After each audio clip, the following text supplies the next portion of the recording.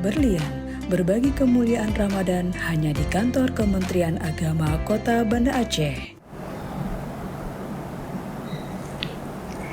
Bismillahirrahmanirrahim. Assalamualaikum warahmatullahi wabarakatuh.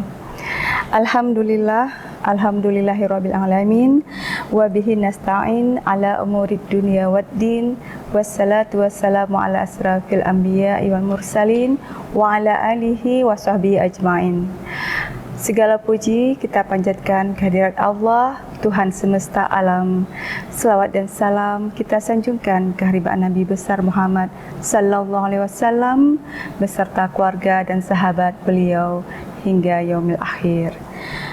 Sahabat berlian yang dirahmati Allah, pada kesempatan tausiah berlian kali ini kita ingin membahas tentang wakaf dan keutamaannya. Sahabat berlian, di bulan Ramadan ini adalah bulan yang penuh keagungan. Ada sebuah syair lagu yang sangat menyentuh tentang bulan Ramadan. Isinya lebih kurang seperti ini. Ramadan, hadirmu membawa kemuliaan.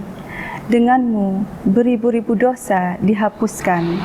Semua amalan dilipat gandakan bagi umat Rasulullah. Masya Allah, begitu mulianya kehadiran bulan Ramadan dan begitu beruntungnya kita yang masih hidup di dalam bulan Ramadan ini diberi kesempatan oleh Allah untuk melakukan berbagai kebajikan untuk menambah amalan kita, karena amalan di bulan Ramadan ini tentu saja akan Allah lipat gandakan. Bahkan sebuah riwayat menggambarkan dilipat gandakan itu hingga 700 kali lipat. Masya Allah. Nah, untuk itu kita harus bisa memanfaatkan kesempatan yang spesial ini untuk meningkatkan dan memperbanyak amalan ibadah kita. Dalam surah Ali Imran ayat 92, Allah berfirman, "Lan tanalul birra hatta tunfiqu mimma tuhibbun wa ma tunfiqu min syai'in fa innallaha bihi alim." Artinya, kamu sekali-kali tidak akan memperoleh kebaikan yang sempurna, yaitu surga, sebelum kamu menginfakkan sebagian harta yang kamu cintai. Dan apapun yang kamu infakkan, sesungguhnya Allah Maha mengetahui. Sahabat berlian, ayat ini jika kita tinjau kembali bahwa bagaimana Allah ingin melihat kita sanggup tidak menginfakkan harta yang kita cintai. Seandainya yang kita infakkan itu adalah harta yang tidak kita butuhkan lagi, tentu itu biasa saja. Tapi Allah ingin melihat kamu bisa tidak menginfakkan harta yang kamu cintai.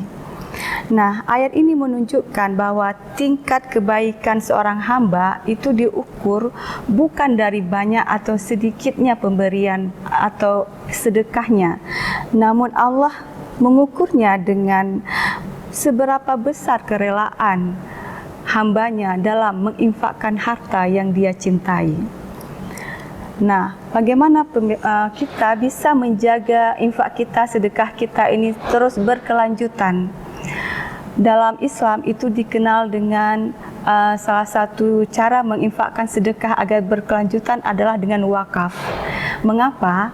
Karena ternyata wakaf ini adalah satu-satunya bentuk sedekah yang dapat dimanfaatkan secara permanen dan bisa berkelanjutan atau terus-menerus manfaatnya bisa diperoleh dan bisa dimanfaatkan untuk si penerima.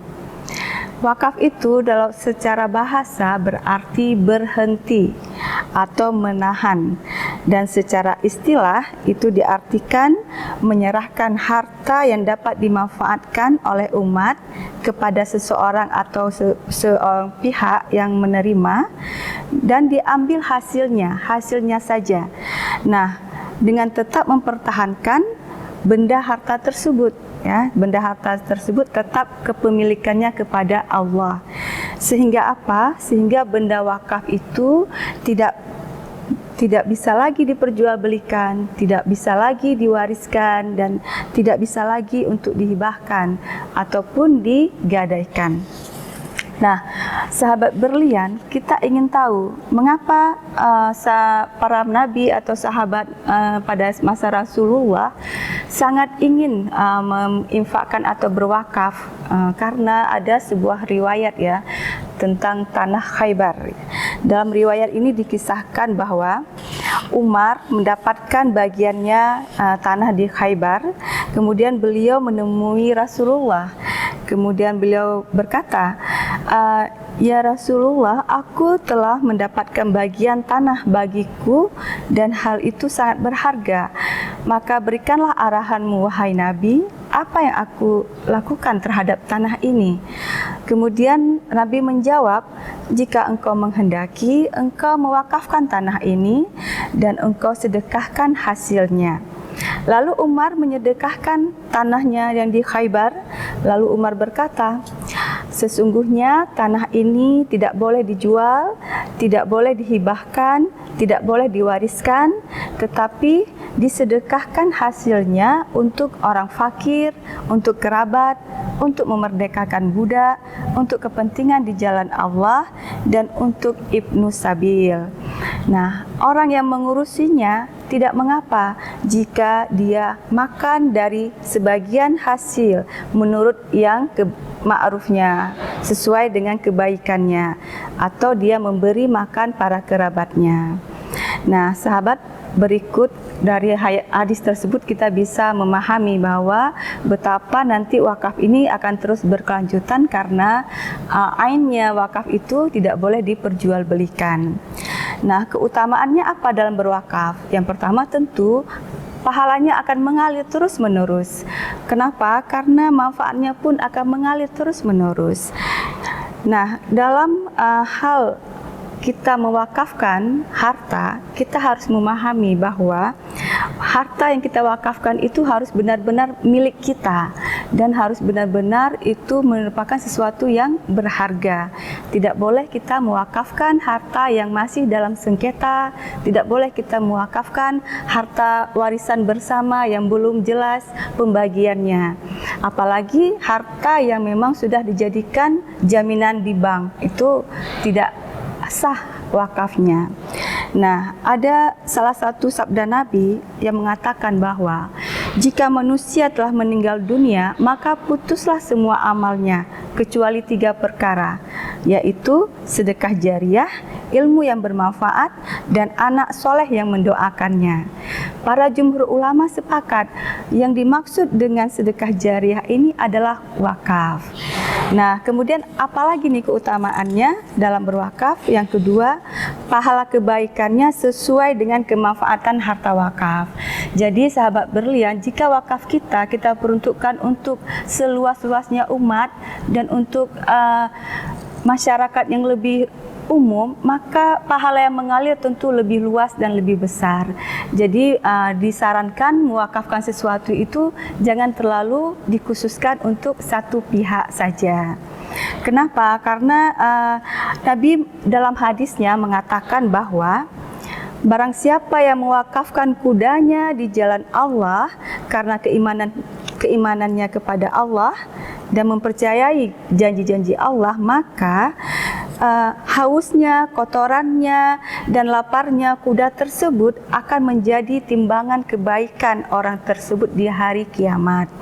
Nah, karena itu kita tahu bahwa semakin besar dan semakin luas manfaatnya, maka semakin besar pahala bagi orang yang berwakaf. Nah, kemudian yang terakhir, apa keutamaan dari wakaf ini? Orang yang berwakaf akan merasakan ketenangan hati dan kelapangan jiwa. Allah berfirman dalam surah Al-Baqarah ayat 274 yang artinya, orang-orang yang menginfakkan hartanya pada malam hari dan siang hari, baik secara rahasia maupun terang-terangan, mereka mendapatkan pahala di sisi Tuhannya. Tiada rasa takut pada mereka dan tidak pula mereka bersedih hati. Masya Allah, begitu besar keutamaan wakaf. Semoga kita semua diberikan kesempatan Allah karunia yang besar sehingga bisa mewakafkan sebagian harta kita nantinya. Sahabat berlian, demikian yang dapat kami sampaikan. Lebih dan kurang kami mohon maaf. Wabillahi taufiq wal hidayah. Wassalamualaikum warahmatullahi wabarakatuh. Terima kasih sudah menonton. Jangan lupa like, share, and subscribe. Sampai jumpa di video berikutnya. Wassalamualaikum warahmatullahi wabarakatuh.